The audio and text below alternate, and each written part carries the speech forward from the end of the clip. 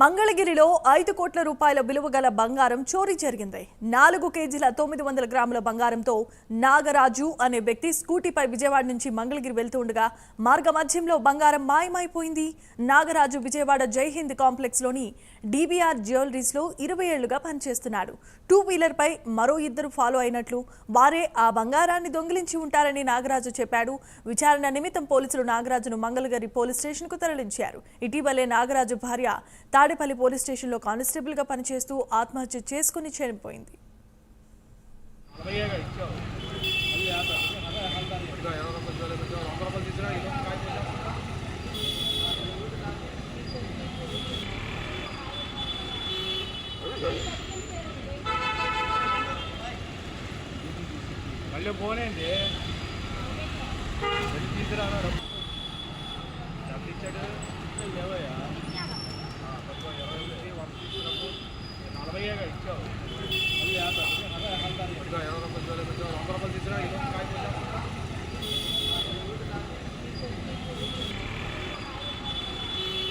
Thank you.